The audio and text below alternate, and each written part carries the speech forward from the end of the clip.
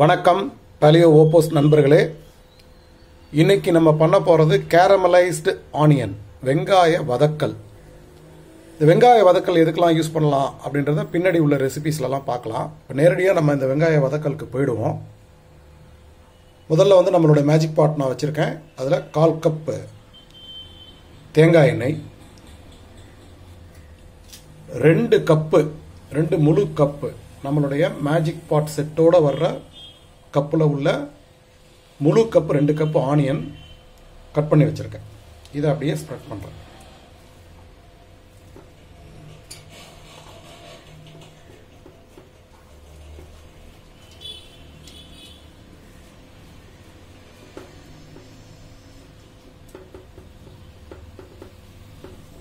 அவ்வளவுதான், நம்ம மூடிடுறோம்.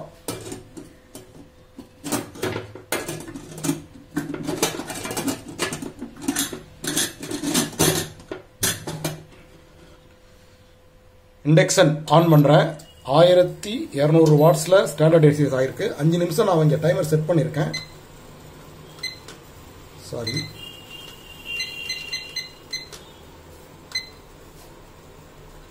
அஞ்சு நிமிஷம் டைமர் செட் பண்ணிருக்கேன். இப்போ ரிவர்ஸ்ல அது போயிட்டு இருக்கு. 5 நிமிஷம் முடிஞ்சது நமக்கு விசில் அடிக்கும். எவ்வளவு நேரம் இதை வைக்கணும் அப்படின்னு பாத்தீங்கன்னா 4ல இருந்து 5 நிமிஷம். 5 நிமிஷத்துக்கு மேல வைக்க வேண்டாம். 4ல இருந்து 5 நிமிஷத்துக்குள்ளார உங்களுக்கு வந்து ஆனியன் கேரமலைஸ் ஆகிற ஒரு நல்ல மனம் கிடைக்கும். கேரமலைஸ் அப்படின்றது நல்லா வதங்கி வர்ற வெங்காய வதக்கலுடைய ஒரு மனம் கிடைக்கும். அந்த மனம் வரும்போது நீங்க இமீடியட்டா ஆஃப் பண்ணிடலாம். இந்த கேரமலைஸ்டு ஆனியன் எதுக்கு அப்படின்னு பாத்தீங்கன்னா, நிறைய ரெசிபீஸ்ல வந்து இந்த கேரமலைஸ்டு ஆனியனை போடும்போது நல்ல ஒரு சுவை கிடைக்கும். இதை நம்ம ஸ்டோர் பண்ணி வச்சுக்கிறோம் ஃப்ரிட்ஜில். அப்பப்போ பின்னாடி வரப்போற ரெசிபீஸ்லாம் இதை ஒரு டீஸ்பூன் சேர்க்க போறோம். நல்ல டேஸ்ட் கிடைக்கும்.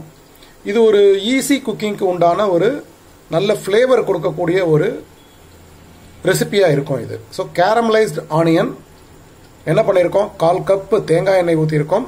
2 முழு கப்பு வெங்காயம் நறுக்கி வச்சிருக்கோம். நீங்க பெரிய வெங்காயமும் யூஸ் பண்ணலாம், சின்ன வெங்காயமும் யூஸ் பண்ணிக்கலாம். சரியா 4ல இருந்து 5 நிமிடத்துக்குள்ளார நம்ம இந்த வேலையை முடிக்கிறோம். 4ல இருந்து 5 நிமிடத்துக்குள்ளார உங்களுக்கு அந்த வெங்காய வதக்கல் மனம் வரும். அந்த மனம் வரும்போது நம்ம ஆஃப் பண்ணிடலாம். நான் வந்து 4ல இருந்து 5 நிமிடத்துக்காக வெயிட் பண்றேன்.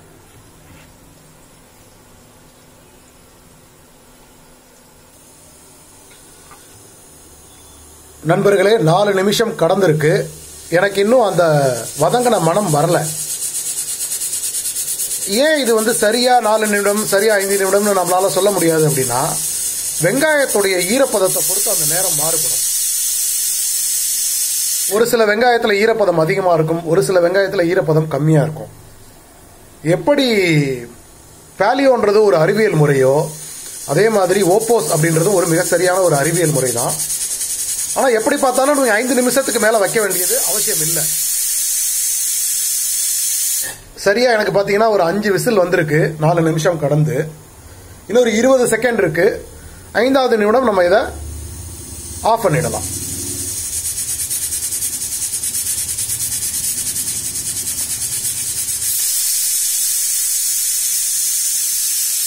மனம் வர ஆரம்பிச்சிருக்கு, வதங்கின மனம் வர ஆரம்பிச்சிருக்கு. பாருங்க, சரியா 5 நிமிடம் ஆயிடுச்சு. நான் வந்து இண்டக்ஷன் ஆஃப் பண்ணிட்டேன். இண்டக்ஷன் ஆஃப் பண்ணா அது உள்ள பிரஷர்ல இன்னொரு விசில் வருது.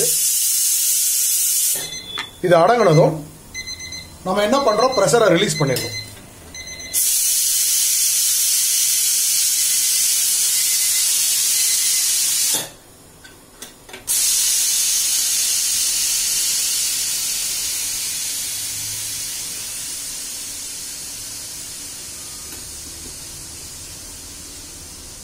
தயவு செஞ்சு இதை வந்து ஆர்டினரி குக்கர்ல முயற்சி பண்ணாதீங்க. ஏன்னா இதுல நம்ம தண்ணியே ஊத்தல.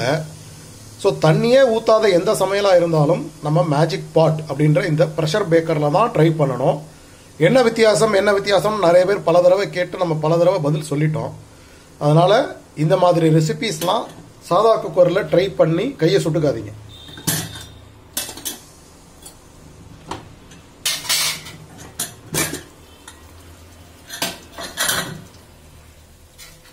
இது பாருங்க அழகா வதங்கி இருக்கு. கீழே லேசா உங்களுக்கு ஒரு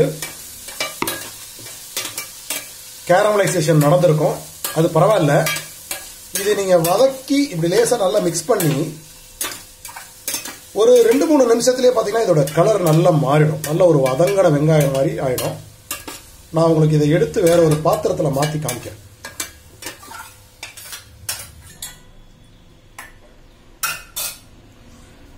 ஃப்ரெண்ட்ஸ், இதுதான் நம்ம தயார் செய்த கேரமலைஸ்டு ஆனியன். இதை நம்ம எப்படி ரெசிபிகளில் யூஸ் பண்ணுறதுன்றத ரெசிபிகள் பண்ணும்போது நம்ம பார்ப்போம். இதை பார்த்தீங்கன்னா தெரியும், நல்ல ஒரு ஜூஸியான ஒரு கேரமலைஸ்டு ஆனியன் கிடைச்சிருக்கு. இதில் நம்ம வந்து ஒரு 1/4 கப் எண்ணெய் ஊற்றுறோம் தெரியுங்களா? அந்த எண்ணெயில் கிட்டத்தட்ட பாதிக்கு மேலே நமக்கு மறுபடியும் எடுத்துடுறோம். அதில் ஃபில்டர் பண்ணி வந்துருச்சு. இதை நம்ம மறுபடியும் குக்கிங்க்கு யூஸ் பண்ணலாம். உங்களுக்கு ஒரு கேள்வி இருக்கலாம், உபயோகப்படுத்துகிற எண்ணெயை மறுபடியும் யூஸ் பண்ணலாமா அப்படின்னு. இதற்கு முன்னாடி வீடியோக்களில் நான் நிறைய சொல்லியிருக்கேன். ஓப்போஸ் பேக்கிங் மெத்தடில் பார்த்தீங்கன்னா நம்மளுடைய ஆயில் அப்படின்றது வந்து 160 டிகிரி, 140லேருந்து 160 டிகிரிக்கு மேலே போகிறது கிடையாது. அதுக்கு பேர் வந்து கோல்டு ப்ரெஸ்டு மெத்தட்னு சொல்லுவாங்க, சிபிஎஃப் அப்படின்னு சொல்லுவாங்க. இந்த கோல்டு ப்ரெஸ்டு மெத்தடை வச்சு நம்ம ஃப்ரை அதெல்லாம் பண்ணலாம். அது பின்னாடி எப்படின்னு பார்க்கலாம். ஸோ 140 டிகிரிலேருந்து 160 டிகிரிக்கு மேலே ஆயிலோட வெப்பம் மேலே போகாததுனால நீங்கள் இந்த ஆயிலை மறுபடியும் தாராளமாக யூஸ் பண்ணலாம். சாதாரணமாக நம்ம வந்து இருப்பு சட்டியில் போட்டு பொரிக்கிறதுக்காக உபயோகப்படுத்தும் போது என்ன ஆகும்னா கிட்டத்தட்ட 200லேருந்து 240 டிகிரிக்கு மேலே ஆயில் வந்து ஸ்மோக்கிங் பாயிண்ட்டுக்கு போயிடும்.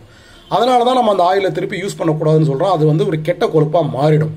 இப்போ இந்த எண்ணெய் பார்த்தீங்கன்னா நம்ம எப்படி ஊற்றுனமோ அந்த கலரில் அப்படியே இருக்குது. இது 140 டிகிரிலேருந்து 160 டிகிரிக்குள்ளே இருக்கிறதுனால இதை மறுபடியும் நீங்கள் தாராளமாக யூஸ் பண்ணலாம். இப்போது கேரமலைஸ்டு ஆனியன் தயாராக இருக்குது. இதை வந்து அடுத்தடுத்த ரெசிபிகளில் எப்படி யூஸ் பண்ணுறது அப்படின்றத பார்க்குறேன். இதை செஞ்சு ஸ்டோர் பண்ணி வச்சுக்கோங்க. நிறைய ரெசிபிஸுக்கு தேவைப்படும். நன்றி. நான் உங்கள் கண்ணன் அழகிரிசாமி.